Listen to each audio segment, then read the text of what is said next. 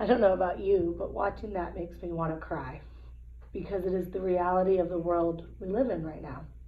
And I know that every one of you around here, you feel that pressure already. When your baby was in utero, I know that you had ideas and conceptions and things that you felt pressure that you were going to have to do for this child in order to set them up for the success in life. I've had parents in my office, and this is no slant to anyone who thinks this way and no judgment, but who have told me that in utero their parents have contacted Harvard to find out how they can start a tuition fund. And this family, or these parents, would see it as a failure if their child did anything but Harvard. But what if that child wasn't meant to go to Harvard? What if that child was meant to discover the next way to cure our ecosystem? Or that child was supposed to be the next Picasso? Or that child was supposed to create a play that did so much for us as a society when we watched it that it changed the path of our existence? We don't know who our children are meant to be. And we spend so much time forcing them to what we think we want them to be that we completely lose along the way who they are supposed to be. And in doing so, we might miss out on a chance at raising the greatest person possible. And so my goal today is to beg, plead, and just really give you the inspiration to let your child be little. Let the next few years of their early childhood years really show you the child they want to be, and to give you the tools and the encouragement and the support to raise that child. And I know a lot of people say, well, how do we do that? Well, I can start by telling you how we don't do it is the screen time, is the 4 different activities every single week, is the this is what I want you to do, so be doing it mentality. How we really do it is, again, just letting them be little. Give our children toys that don't flash and shine and do the job for them, but rather allow them to express their interest and creativity through their interactions with them. What do I mean by that? I use blocks as a great example. Blocks are one of the most amazing things we can give our children. You know why? Because we'll see through their playing with them what excites them, what ignites them, what they're passionate about. What do I mean? So if you put children in front of a set of blocks, you're going to have the child who creates a road because that interests him and he's designing a city. You have your future architect or engineer. You have a child who puts them in rainbow order because in their mind everything has to be in its place and in its order. You have your next mathematician. You have a child who just creates an aesthetically beautiful design with the blocks. You have an artist. You have a child who looks at the blocks and thinks, you know what? I can't reach my milk, but I bet I can use these blocks to create something that will allow me to. You again have an engineer or an architect or a designer or a problem solver. You have the person who is going to create the next iPhone because they look at a problem and they figure out a way to solve it. And you know what? Those are the children we need to be raising, because we're currently raising children for a world we don't even know what it's going to look like. And that's something that I always talk with parents about, because there's so much pressure to, well, we live in a technological world. They need to know how to work the iPad. Well, guess what? The iPad in 20 years is going to be obsolete. So what we need to do is give them the skills and the problem sets to be able to approach whatever technology or world exists when they get into it. And just teaching them the rote or the ways to do what we have now doesn't prepare them for a world we don't know is going to look like. So again, how do we do it? We open that back door and we let them outside. You know why? Because when children confront nature, they confront problems and they confront things that they have to figure out their ways around it. They have to figure out ways to interact and engage with it. And you know what? They have to be bored. And I know, so many of you just went, my child bored? It scares us. We feel like as parents we failed our children if we just don't allow them, if we haven't structured every minute of their time, if we haven't given them something to do every second of their day. We feel that we're not providing them. But I'm here to tell you, it's the opposite. The best thing you can do for parents or for children is to let them be bored. Let them have downtime. Because through boredom comes innovation and creativity. And again, when you look at our world today, the jobs that we were being primed for in our elementary, middle, and high school years no longer even exist. The computers can do most of those jobs. So we need children that can go out there and really think about the world and think about the problems and see where we as a country and as a society fall short and come up with ways to make that better. And they're not going to do that by working with things that we have now, because the things we have now aren't going to be there 20 years from now. And it's the same, we feel so much pressure to teach our children letters and numbers and to have them reading. And I can't tell you the number of people I have in my office that say, well, my child's 3 and he doesn't know his letters. That's okay. Because you know what? Knowing your letters without context is useless. The best thing you can do for your children is read to them. Because you know what? When they start to really understand the letters, they'll start to know the value because they've been read to, and they've created these moments of such enjoyment and passion and a time for them that they connect with, that they'll start to want to understand to read because they know the value of reading. That's the best thing you can do for your child. Sitting in front of them and going, this is an R, this is an R, what is this, this is an R, and have a 2-year-old that can repeat the letters, that's great. But you have a 2-year-old that has no idea what those letters mean. They don't have context. The context is so much more important. And I'm going to tell you something. Research has shown the brain's not wired to read or to track print until age 8. Now, that doesn't mean children at 3 and 4 and 5 can't do it, because they can, and we've taught them to. But you know what's scary is that our forcing our children to do things before their brain is ready is actually the reason we're seeing a spike in the need for occupational therapy, for speech and language therapy, because our children's brains are wiring themselves to be prepared for the task that when they're ready for, they're ready. And they'll show you. But if we force them to do things before they're wired, they learn habits and ways of doing things that are contrary to how their brain should do it. So then they start to learn habits that take years to break. So actually the best thing you can do for your child is not put a pencil in their hand at 2 years of age, but Play-Doh. You know why? With Play-Doh, you learn to pinch and grab, and you form these muscles that are necessary to hold a pencil. So, this whole talk is on raising the children you have, not the child you want. And I feel it's important to title it that and to really talk about that today, because my goal for the end of our conversation today is for you to leave here feeling less pressure.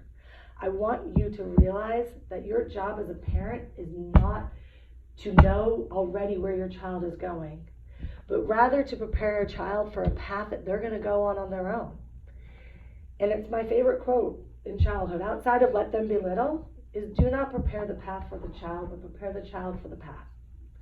And again, let's talk about then how we do that. Because as I said, I want today for you to walk away to feeling like you have some tools and tricks for ways to really allow your child to be the child they're meant to be.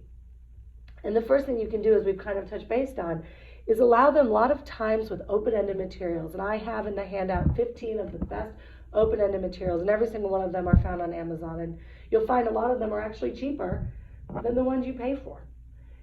As we already talked about blocks, blocks are an amazing tool for allowing your child to really discover and create and to become who they want to be. Arches, all that stuff. I'm going to probably go. It's funny because people always talk about, and it's a joke, that you buy this child a $300 toy, and what do they want to play with? The box. There's a reason that is consistent amongst every child, because our children come into this world as blank, curious humans, and they don't know yet that they're supposed to be excited about a fancy $300 toy.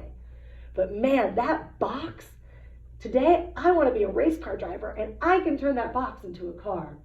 Or wow, I really love watching mommy make dinner, and I want to turn this box into a kitchen, and that box allows me to. Or, you know what? I really am into space, and I want to turn this into a rocket so I can get there. And look, and even when I'm talking, my excitement changes because it's now become something that they can turn into what they want it to be versus what we as parents feel they should want. One of the things I'm pushing for right now in the preschool, and I'm so excited, we're kicking off our campaign in a couple weeks, is a natural playground. And why that is so important is, again, we have created these playscapes where our children have stairs and a slide. And you'll watch, children are amazing at how they can turn that stairs and slide into so many different things. However, it's very limited in what it is. And not to say that stairs and slides aren't important, because trust me, climbing is very important. Sliding is actually really necessary for the wiring of the brain. Rolling is necessary for the wiring of the brain. There's so many things, but the rolling actually leads into the natural playground. So why I have, and I brought the design with me just because I want you all to see it, but why the natural playground is so critical is that every day that playground becomes what that child's into at that moment. And every day it becomes who that child is meant to be, not the child we think they should be. So with the natural playground, you'll look, there's really nothing that is concrete. It's an area of building blocks and sand. It's a water pit with a sand pump. It's a stage. It's a tree walk so that children can become one with nature and really get to feel. Because we've learned through education, and research has shown time and time again, that the way our children are going to remember and the way our children are going to grow and the way our children are going to learn is if they have emotional connections to it. And again, research has shown that there's nothing better. There is one of the greatest places that children develop emotional connections is nature. And again, you see that as babies. When our infants come to us and they're fussy and we walk outside and all of a sudden they just naturally calm. Because think, now they've gone from this 4x4 room with fluorescent lighting into a space that is endless. And they're not forced to look or feel one direction, but yet just to be. And so the natural playground is going to allow our children every day to just walk into an environment where they can be. And if they feel that day like they want to swing, we have swings built in to gardens so that they're swinging in an aesthetically beautiful place. If they want to that day be an architect and build a train or a bridge, they can because the materials are available. If they just want to run and play and jump and roll, we have hills that allow them to do that. And again, research shows that the brain is wired so that they can do that. So again, my goal today was for us to have a very candid conversation and to let go of those societal pressures that we all feel. And trust, I'm a mom. I feel it too. I have children that I don't want to feel like I shortchanged because I didn't put them in Mandarin at 2. But I have the advantage and the benefit of having studied education and children and child development for 20 years now. And I know that the best thing I can do is to provide them an opportunity to develop a brain that when they're ready to learn those things, they can and they will. And they'll want to because I haven't forced it. And the best thing I can do is just let them be little. And you'll see in our house, and people will, it drives my mother crazy because there's no order, there's no set. It's just today they want to do this, so they do it. I let my children crack eggs and mix and bake and touch the stove and cook with me. And again, that scares people. But that's how they learn. And if that's what they're passionate about that day, why not? And you know what? If they touch the stove and burn their finger, guess what they learn? Never to touch the stove again. Me sitting there wasting my breath telling them, don't touch, don't touch, don't touch, until they feel it, do it, and see it. And adults are no different. We have to fail to learn to grow. And that's another word that I know scares the heck out of us, failure. We don't want to let us see our children fail. We don't want to have them feel pain. But how many of you have had a life that's perfect? None of us. And our desire to keep our children from feeling pain and from failing actually hurts them from developing the necessary skills to be resilient. Because guess what? They're going to have to be. There are going to be knocks. They're going to get a skin knee. There's going to be a B-. But I bet every single one of you can't tell me something on a test that you aced. I bet every one of you knows something on a test you failed.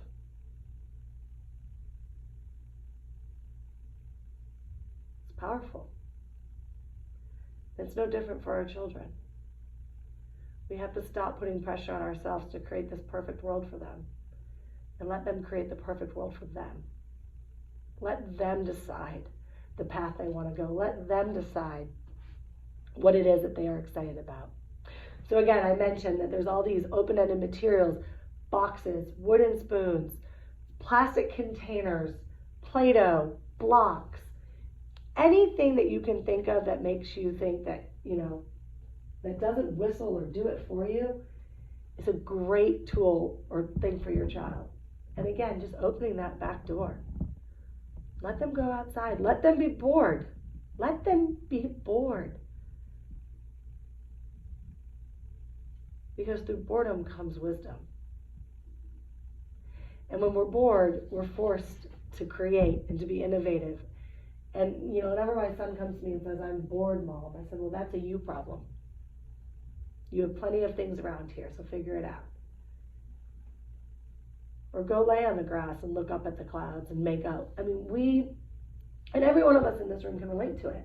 When we were little, our parents opened the door, we got on bikes, we went, and we weren't seen again until 8 p.m. The idea of doing that now scares us endless.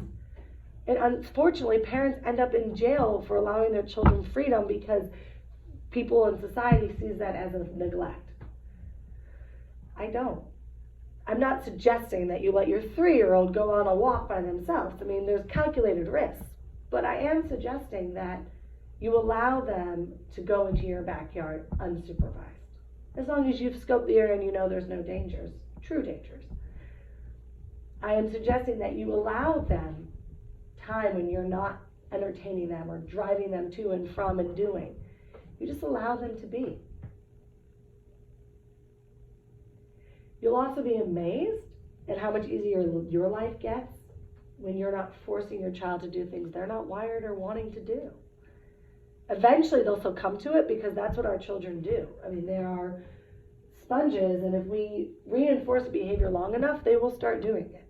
So if we prioritize something for them and force them to do it every day, over time they will do it because that's just children. But how much better would it have been if over time they developed doing something that they wanted to do or being the person that they want to be? My biggest fear is that I'll have children that will someday be fearful of telling me or showing me who they really are because they don't feel I'll accept or love them. So I see it as my job now to accept and love everything that they do and everything they bring to the table. That temper tantrum they're throwing, there's an emotion behind that, and it's my job to honor that, appreciate that, value that, and understand what it is that they're feeling. Because children feel big. We know. We've all seen it. We've all been a part of it. And again, we immediately go into what does this look like for us, and we project our feelings or emotions, but we can't. That's not how they're feeling. They haven't experienced the life that we have, so they can't. Just like we can't relate to experiences that we've never had, children don't relate yet to the things that we think they're feeling because they haven't experienced them yet to feel it. I do the same with children who like to play alone. And again, it makes me uncomfortable as well because it makes me sad. I see a child alone on the playground and I think, oh my gosh, I wish this child was engaging with friends and was social. And then we force them to make friendships. And again, then we end up with them having to need social and emotional training because they are so fearful of that experience because it's not what they want to do. And again, it's us projecting our feelings on them as, again, instead of just letting them do what they want to do. So in that case, I use that example. If you have a child who's not social, that's okay. Not everybody is. We need introverts in the world. We need people that don't feel a need to surround themselves with people because then those people can be thinking about other things. That's okay. I bring this up too, and again, this is going to be a really uncomfortable conversation, and it is one that I don't want to get necessarily into debates, but I use it as another example, as guns. Guns make us uncomfortable. We live in a society right now where it's scary. And so when we see a 2-year-old who naturally is going to turn something into a gun, our initial inclination is, oh my gosh, don't shoot, don't say that, don't do it. But you know what? 2 and 3-year-olds, who do they see with guns? Policemen. People who are protecting us. And you'll often see when children are playing guns, they're shooting the bad guys. Because in their minds, That's what guns are. They are a tool to make them strong, to make them good, to get rid of the evil in the world. And what an amazing lesson. Yes, we need to rid this world of evil. In our mind, we think, oh my gosh, this is a child who is going to pick up a gun and become the next, who knows? If I don't tell my child now that guns are bad, they might become a mass shooter. That's our scary, and trust me, I'm not minimalizing for a second the feeling, because I feel it too. But that's us projecting what we know of guns. And again, no political discussion here. I'm using it because it's a very easy example of showing how children think versus what we project. And children don't think about the guns in the way that we do. So when a 3-year-old is naturally inclined to turn everything into a weapon, it's because in their 3-year-old world, they're protecting what they know to be good. And is that a bad thing? So really now I want to kind of turn it over to questions and for you to help me with some thoughts and things that you have about what we just talked about. This is huge. This is really a huge conversation, because it's contrary to everything we know and feel, I think, as parents. Because as we talked about in the very beginning as I said in the very beginning, is from utero, we start to develop ideas and thoughts about who this child is going to be. And we start to plan, and we start to have hope, and we hold on to that hope. And then when that child is born and that child is who they're meant to be, we sometimes get crushed or disappointed. And how sad, because that child was created in God's image. And that child is exactly who that child is meant to be. And how lucky for you to be the mom or dad that was lucky enough to get that child. And that is how we need to start thinking about our jobs as parents. Our jobs as parents is not to design a life, but rather encourage, develop, and support a person that we were lucky enough to be given for who they are, so that they may become that person. And as I said, if we limit our children based on what we think they should be, I shudder to think what we miss they could be. So let's talk.